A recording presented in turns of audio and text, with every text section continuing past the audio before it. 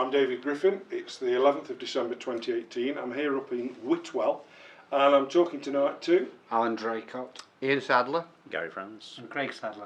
Gentlemen, thank you very much for joining us, part of the Oral History of Cricket in Derbyshire project.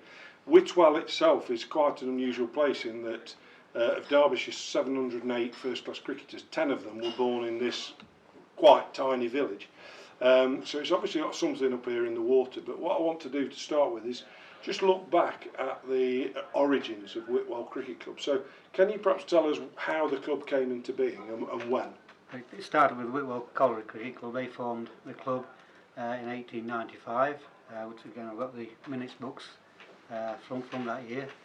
The ground was given to the village of the colliery workers by the Duke of Portland, and we started in the Scarcliffe Cricket League, and I went on to play in Bassett Law League cricket. It was the first game between Whitwell and Retford in, I think it was 1890, would it be? Yeah, well, something like that, approaching the 1900s anyway. Yeah. No, we had the centenary, didn't we? In Yes. 2007. 2007. Yeah, No, well, earlier than that, wasn't it? well, the Bassett Law League was started in 1904. Oh, it must have been 2004 2004, then. 2004, and we did play the centenary game against Retford to replicate the first game in Right. Bassett Law League cricket. And do we know if cricket was played in a non sort of organised fashion before Whitwell Cricket Club was founded? I think it did. I think there was a club played on the NFS. I think the United Methodist Cricket Club was in the village. I'm not sure if that was just before or during this period. And from what you're saying about the minute book, the club was admitted to a league almost instantly on its formation. Yeah. And what league was that again? It was the Scarcliffe, if you just excuse me 1 second. Quite all right. The Scarcliffe and District League, and that was started in 1895, and the first fixture was against Shire Oaks Colliery. How'd you get on? Can you remember that far back? 27 versus 60. So Well, lost. So friendly, it was a one. It won. We've had some of those We did win. tracks. So I suspect it was a 19th century pitch. I suspect. It was, yeah. So what was it? Was it exclusively colliery sides that would have been playing in those days? No, there was Bolsover Town, there was Shuttlewood, there was Cresswell Colliery, and there was Cresswell United as well. Right. And there was Balbury de Rhodes. Now, I don't think Balbury de Rhodes was a colliery, if any of you know about that now. So yes, it was varied, but they were all Derbyshire. What's the de Rhodes bit? It's interesting. I I'm saw going a to pub say on the way. Yeah, that's the Rhodes that's pub. the Rhodes pub Right. now. That is it the area? Must be something linked to Barbara, Yeah. from what I know. Right. I think Just that- unusual, isn't it? De Yeah. Rhodes. Yes. Was it something from French or? It could have been some landowners probably. Right. You know, so I'm thinking probably that way. And so who were the people that gave the ground to the club? The Duke of Portland. Right. And so that ground is the one you still We're play still on, playing on, yes. and you own that ground Yeah. in perpetuity, Yeah. presumably. And there was an old ground just down from here, probably half a mile from down here, and it was called the NFS, and it was clay based, and they brought a lot of the topsoil for prepare the wickets where we're playing now, and that was in Really? 1895, yeah. And what sort of success do we know of whether the club was successful? I mean, presumably it survived, but was it any good? Was it producing players of any note? Yes, what we can make out from the history and what we've read, it formed quite a few Derbyshire cricketers, and in the early days, we spoke about the Malthouse brothers, Yeah. and who are mentioned in the first minutes book. So yes, there was some players that went to play for Derbyshire. And have we any idea in terms of how you got from ground to ground? Because presumably it was railway would have been the logical place. I think all collieries have again, railways. there don't is they? mention of horse and cart. Really? Yes. Now how far they went on these sort of contraptions, I don't know. Right. Well, yeah, there's mention in some books and pieces we've read that they did go on a horse and cart. Really? Yeah. Can't imagine that. It would have today. been then in that. Yeah, in that From period. that yeah, period. period. Yeah. in the late Victorian. Yeah. Because of course county cricket, like a lot of league cricket, was founded on the railway, wasn't it, where you could get to because there was no other ways of getting there. Before we come to your personal involvement with the club, cricket continued to be played, I understand, through the Second World War, which wasn't the case everywhere, was it? Was that because of reserved occupations? And Again, I wouldn't know without looking it up, but we did win the league in 1945, 1946. So I think it was a strong side. And what league were you playing in then? That was in the top division. Of the basketball League, yes. Right. So that was a cross-border 11 competition, is that fair? Teams from Derbyshire? Derbyshire, Nottinghamshire, I think, and South Lincolnshire. Yorkshire. Lincolnshire as well. Yeah. It's a 4 counties league. Right. Based in Worksop as the headquarters. So looking at your own personal involvement, so we'll start with you, Alan. When did you first come to Whitwell and start your cricket here? Only in 2000, so I've been here, whatever, 18 years. So I moved into the village at that time. Right. Where had you played your cricket prior to that? I'd played a lot of it in Mansfield Hosiery Mills, and then I moved up to this area and decided to join this club, and it's just been a fantastic club, and we've really moved the club forwards. We'd had a new pavilion round about that time that I know Gary was very instrumental in creating, and then I've been very much involved in trying to set up the youth side and the ladies side since that time, so we really try to be a community club at this point, and we're getting success on the field and working hard on the community side. Ian, when did you start your first association with Whitwell Cricket Club? From being born, from the age of being born. Really? That because my grandfather and father have all been involved with the cricket club. So I started playing for Whitwell at 14 years old. And when would that be? 1968 when I started. And I've just been involved with the club from then. What do you do now? You don't play now still, do I you? don't play. I've played the odd game, but I don't play now. No. I finished some years ago. I'm still involved as regards helping with the junior side of the assisting Alan and maintenance on the ground. Right. That's my role at the moment. Gary, there was mention about pavilion, but before we come on to that, when were you first associated? My first year at 9 years old, when I was in 1964. Played my first game at 9. How did you get? Presumably, someone dropped out. Was that the normal way that people play such early games, or were you a child prodigy? It's hard.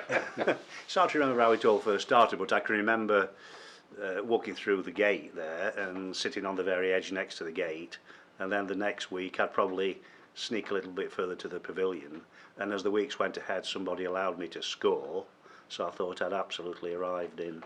So you weren't watching your dad play then? No. Is that right? No, That's no, interesting. no. You just And came with your then own somebody accord. offered me a tee for scoring, Right. and then I can remember just coming up and having a practice with somebody, and somebody noticed that I could hold a bat at the right end, and somehow or other saw that, I don't know, I'd got enough ability to play when I was only 9. But of course now they wouldn't allow you to play at 9. No, but I'm fascinated that you were scoring at 9.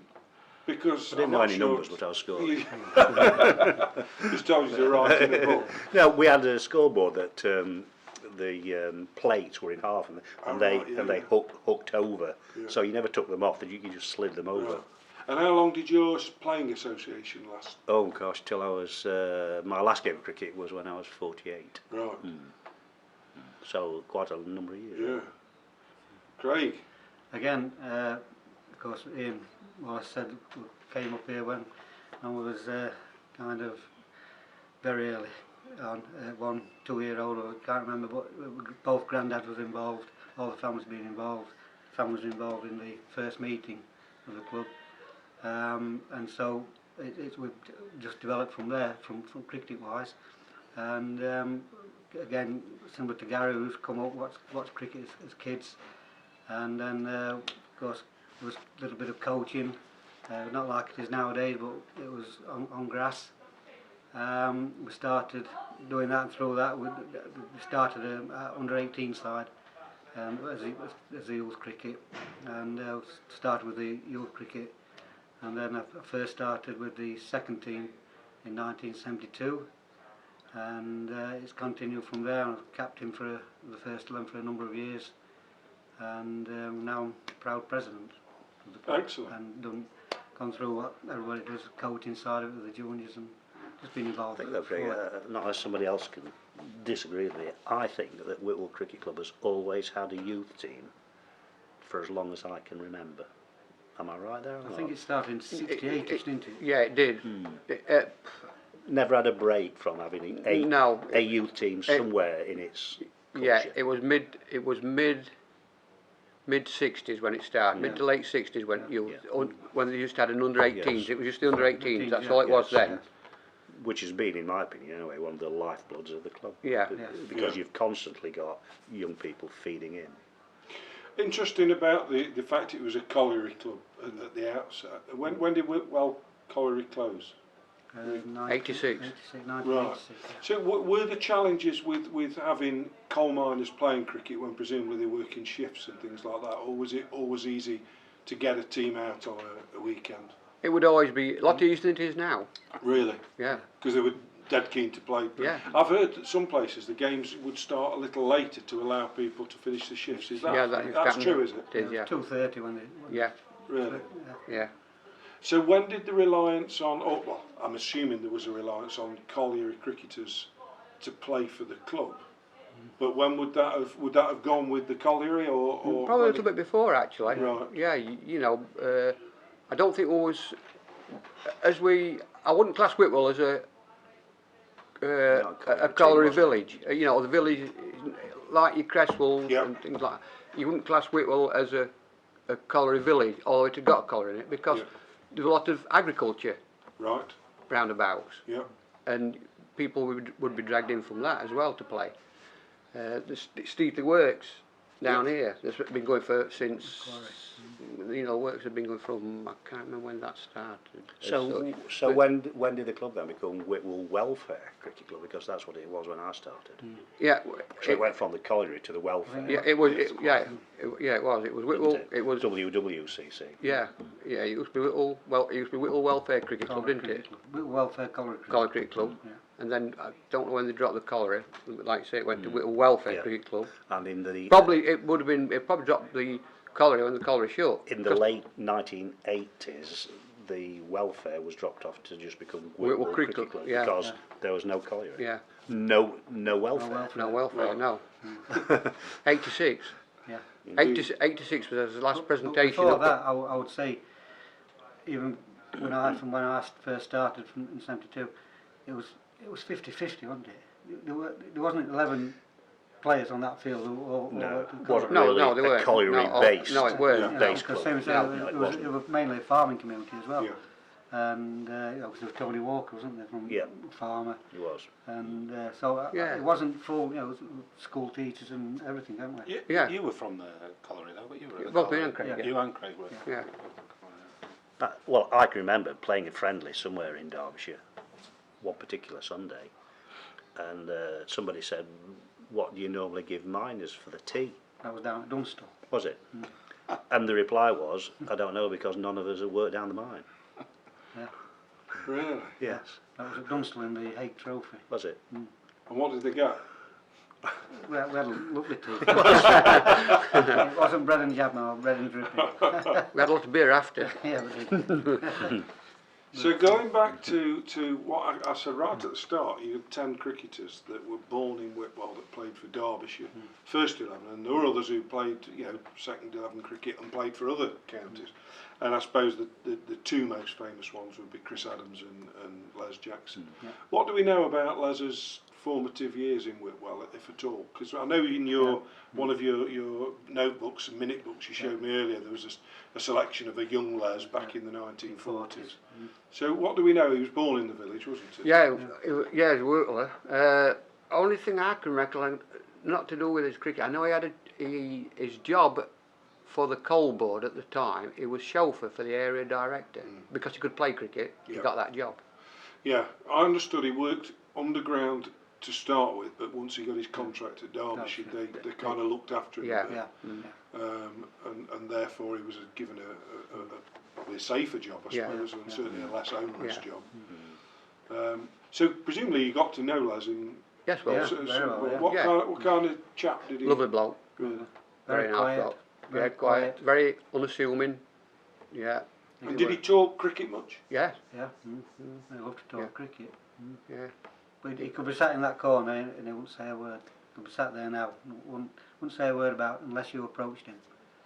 You know, Really? Yeah. And when I can remember when he brought his book out, and I went up and said, "Les, is there any chance you sign it for me?" I said, "Yeah, of course I will." You know, made a fuss that way, but he wouldn't approach you or. But he used to come and sit on the ground and just everybody go, "Afternoon, Les, and just carry on walking. And yeah, just very a sociable chap when you got talking to him. But it was, as Ian said, very unassuming and just sat there and just watched cricket. He wasn't one that would come into the pavilion or anything like that. No, He'd just he come and didn't. sit on the ground, wouldn't he? He He'd just would. come and sit and watch. And The only time I came into the pavilion when he came and opened it. Really? He opened the pavilion for us. And was he, because he started his playing career here, Yeah. and he played here in his later life, is that right? Played after he'd retired? I'm not sure about that. Because he went to Undercliff, didn't he? went to Undercliff, yeah, Played in a lot of Yorkshire yeah, lot- League, Yorkshire League. Yorkshire Yeah. League. I don't think he came back and played with Right. us. I think after with Derbyshire and Undercliff, he proed 2 or 3 places, I think. Yeah. Again, not 100%, but it was just it was part of the club because it was Les Jackson and he came down and watched. And you could ask him any advice as regards because one of his relations still plays now. Right. And he would say, "Oh, my Uncle Wes told me to do this," and similar things like that. So yeah, he was very approachable and a lovely chap. Yeah. And what about Chris Adams? Obviously another player who played for Derbyshire, also played for England. Yeah. Chris played for Whitwell. only for a couple of 2 seasons, years. Yeah. 2 years. seasons, At what age was Chris when he played here? Very 15, 16, yeah. 15. Yeah. He, Could you see your wise eyes Oh, yeah. on him? Yeah. Could you Yeah. see there was a Yeah. proper player in the Yeah. making? Yeah. And his Yeah. brother, I understand, played. Dave. David did, yeah. Yeah. Chris and David's dad lived in Whitwell, Yeah. and he mainly played with Staveley through his early years. Started at Oxcroft, Yeah, didn't they? Oxcroft And to Staveley. yeah. And mainly played with Staveley, and then of course we was playing in the top division of the Basketball League, and he wanted to play that bit better grade Yeah. cricket. So of course it was natural that he came to Whitwell because his granddad and his dad lived in Whitwell, and we knew him sociably as well. And they came, and they came for 2 years. I think Dave played he came first. I think Dave might have done 3 years. Yeah, Dave was here Well, before. Dave played after, I think, after Chris went. It came. I might have done, but it came before. He did, yeah. Because I remember, yeah, Dave I was think here. probably rather bizarrely, it's only my humble opinion, which probably counts for nothing, but I think David was the better cricketer. David sent the more. Was the more talented cricketer. cricketer, Yes. yeah. More, Was the more talented naturally cricketer, talented. Yeah, it were, yeah. Chris, Natural. Yes. You got natural ability, hadn't you? Yes, yeah. Yeah. And whereas Chris probably worked at it Worked more hard than what at it, David did, yes. because it probably come a little bit easier to David than Yeah. it didn't it? So, Yeah. and that's why. Chris didn't want it off the square. David wanted to smash it through everybody. But Chris didn't. He didn't. He couldn't hit it off the square at 14, 15-year-old. Yeah. But he scored just 70 runs by doing that. Which just goes to by show that accumulating, and so. It's not necessarily talent that gets you through No, alone, is it? No. So that's the difference in the two brothers there. Yeah. Well, there's lots more to talk about, but just for the moment, we'll pause it there. Alan, Ian, Gary and Craig, thank you very much. Thank you.